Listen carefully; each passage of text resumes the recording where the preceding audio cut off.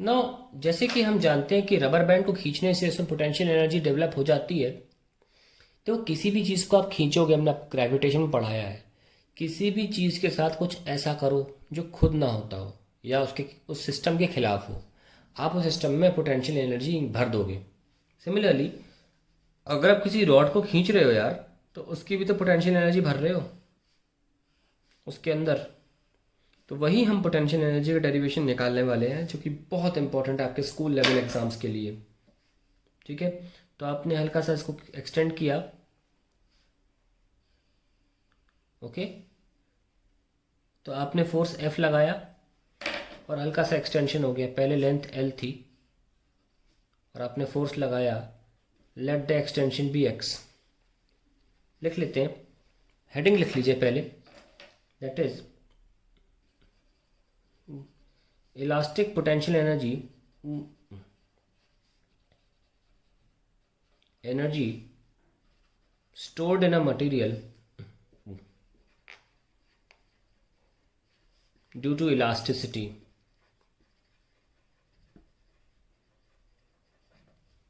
ये हमारी हेडिंग है। मेरे पास जगह कम थी, आप प्लीज़ जगह बना के लिखें।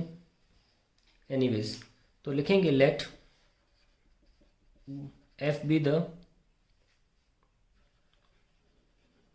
applied force due to which the rod elongates by x। इसके बाद हम क्या करते हैं, थोड़ा सा और हम इसे इलोंगेट करेंगे। ठीक है, नाउ हल्का सा dx, इतना सा बस,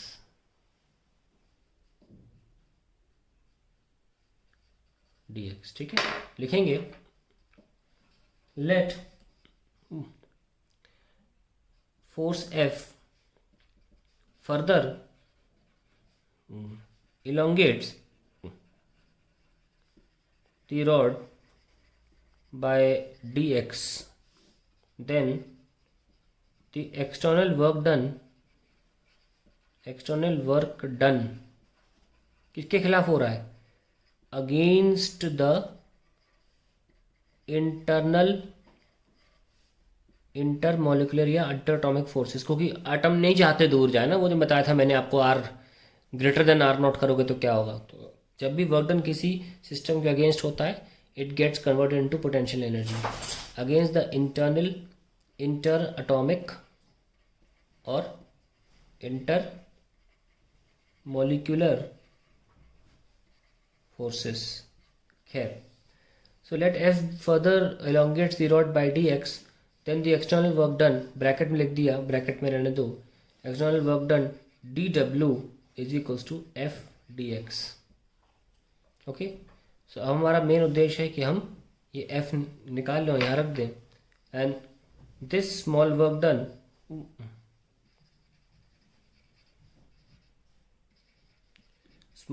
done gets converted into, gets stored in the material। okay, gets stored in material as potential energy। जब भी आप काम करोगे सिस्टम के खिलाफ, आपका वर्क डन पोटेंशियल एनर्जी में कन्वर्ट हो जाएगा। ठीक है, so this is the work done and this is dx। Now f को कैसे लिखना है, लेट अस सी।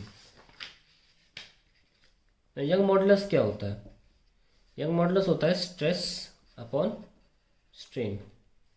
हमको पता है कि स्ट्रेस, जिसको हम सिग्मा से दिखाते हैं, अंडर इक्विलिब्रियम प्रेशर के बराबर होती है जो आउटवर्ड लग रहा है, अंडर इक्विलिब्रियम, है ना। यानी कि जितना प्रेशर उतना स्ट्रेस। हालांकि स्ट्रेस होती है इंटरनली डेवलप्ड, लेकिन मैथमेटिकली दोनों का जो न्यूमेरिकल वैल्यू सेम आएगा। इसलिए हम स्ट्रेस को भी F अपॉन ए लिख सकते हैं। जैसे कि रॉड ये है ना, और इसका जो क्रॉस सेक्शनल एरिया है जिस पे फोर्स लग रहा है, ये जो एरिया है, क्रॉस सेक्शन एरिया, फोर्स लग रहा है, F upon A is the pressure. लेकिन इक्विलिब्रियम में हम सिग्मा और प्रेशर की न्यूमेरिक वैल्यू सेम हो जाती है, तो हम रिप्लेस कर लेते हैं। इसीलिए तो स्ट्रेस की जगह पर हम लिख सकते हैं F अपॉन ए, और स्ट्रेन की जगह पर लिख सकते हैं x बाय एल। क्योंकि पहले स्ट्रेन कितना था, स्ट्रेन तो change in dimension upon original dimension था, so I have written x by l. So I get Young modulus, and then I have y into x by l is equals to f by a. So f आ जाएगा young modulus ए X upon L. ये हमने f की value निकाल ली जो यहाँ पे हमें रखनी है एफ टी एक्स में. So D U is equals to, ये इंक्रीज इन पोटेंशियल एनर्जी है, increase in potential energy equals to D W. So D U ही लिखेंगे हम, एफ डी एक्स था, so Y A X upon L into D X. ठीक है. Now पूरी energy कितनी फिल हो जाएगी, वाई ए एक्स ये L D X integration zero से किसी X value. Now differential potential energy stored is Y A X upon L into D X. तो टोटल एनर्जी स्टोर्ड क्या हो जाएगी, Y A by L X D X का integration zero से X तक. क्योंकि आपने कितना एक्सटेंड किया था देख लो. I am again making the diagram. हमारी रॉड तो एल की थी ना, और हमने एक्सटेंड कितना किया था, एक्स तक एक्सटेंड किया था. तो एक्स तक एक्सटेंड करने में कितनी एनर्जी फिल हो जाएगी वही निकाल रहे हैं. Okay. So it is Y A by L into X square by two. So that is the final answer. पर थोड़ा सा इसको सुंदर बनाएंगे हम.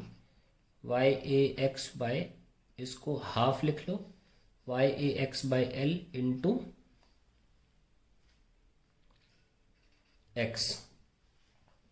ऐसा हमने क्यों किया, देखो क्या किया है. क्योंकि स्टोर्ड पोटेंशियल एनर्जी को क्या लिख सकते हैं देख लो, potential energy is equals to half into, ये क्या है, स्ट्रेचिंग फोर्स इंटू एक्सटेंशन, है ना. ऐसे पूछा जाता है कि पोटेंशियल एनर्जी को प्रूफ कर दीजिए हाफ इंटू स्ट्रेचिंग फोर्स. क्योंकि आप याद करिए फोर्स हमारा Y A X by L आया था, प्लीज पन्ना पलट के देख लीजिए, और जो एक्स था वो तो एक्सटेंशन है ना. तो stretching force into extension. Now एक और चीज करने वाले हैं, इसी का ही एक ज्यादा फेमस रूप पूछा जाता है एग्जाम में. ये 10% पूछा जाता है डेरिवेशन, 90% जो पूछा जाता है वो देख लो क्या है. क्योंकि फिर बच्चे इंटरप्रेट नहीं कर पाते हैं एग्जाम में, इसलिए बहुत इंपॉर्टेंट है ये. हमने क्या निकाला, u is equals to half into stretching force या डिफॉर्मिंग फोर्स इंटू एक्सटेंशन. ठीक है. तो हम क्या करने वाले हैं, हम स्ट्रेचिंग फोर्स को हम डिवाइड कर देंगे, स्ट्रेचिंग फोर्स को हम डिवाइड करेंगे एरिया से. ओके. और एक्सटेंशन को हम डिवाइड करेंगे ओरिजिनल लेंथ से. वैसा मर्जी से तो कर नहीं सकते, तो ऐसे मल्टीप्लाई भी करना पड़ेगा, है ना.